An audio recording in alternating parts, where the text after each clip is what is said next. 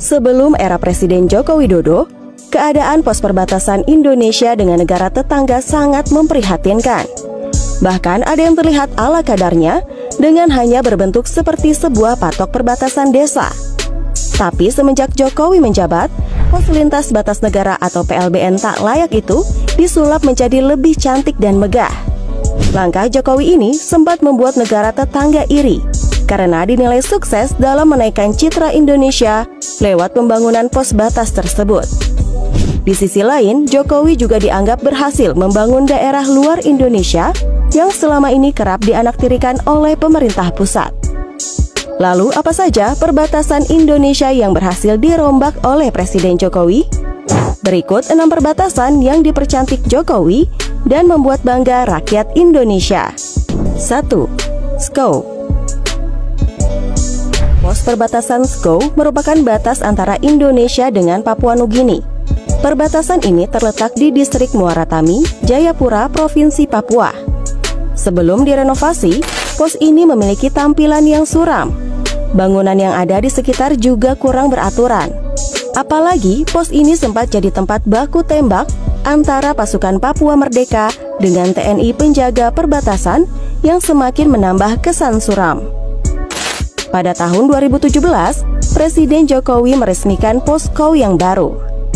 Tampilan megah terpancar dengan hadirnya gedung utama berhiaskan ornamen khas rumah Tangfa dan ornamen lokal lainnya di sisi luar gedung. Di halaman gedung juga terdapat sebuah patung Garuda raksasa yang menghadap ke arah Papua Nugini. Di arah timur pos yang dibangun dengan biaya 246,5 miliar rupiah ini, ada gerbang raksasa dengan 2 akses masuk yang dihiasi ornamen khas Papua dengan tulisan "Selamat datang di Indonesia, Welcome to Indonesia" yang menghadap ke Papua Nugini. Kerennya lagi, di sini juga terdapat sebuah mercusuar 10 lantai bertinggi 50 meter yang berfungsi memantau keadaan perbatasan kedua negara. Pos perbatasan yang dulunya jarang dikunjungi, kini jadi salah satu ikon yang dipuja warga Papua. 2. Aruk. Pos ini terletak di Kecamatan Sajingan Besar, Kabupaten Sambas, Kalimantan Barat. Secara bentuk pos ini mengalami perombakan yang cukup signifikan. Sebelum direnovasi oleh Presiden Jokowi, pos ini berbentuk kotak dengan bagian tengah atapnya menjulang ke atas seperti menara, tapi tampak tradisional dengan motif khas suku Dayaknya. Sesudah direnovasi, bangunan utama yang mengadopsi rumah panjang khas Dayak itu menjadi lebih modern dari sebelumnya. Bagian badan pos tampak lebih lebar. Menaranya berbentuk tameng khas suku Dayak, namun ditambah sentuhan gaya futuristik. Tak hanya itu, PLBN Aruk yang memiliki luas 9,1 hektar dan luas bangunan utama sebesar 4.118 meter ini dilengkapi dengan klinik, pemindai truk, jembatan timbang, gudang sita, rest area, 24 kios, dan masih banyak lagi. Menurut data, setidaknya ratusan hingga ribuan orang melewati batas negara ini setiap harinya. Selain itu, perbatasan ini juga diklaim sebagai yang termegah di Indonesia karena pemerintah harus menggelontorkan dana hingga 131 miliar rupiah dalam pembangunannya.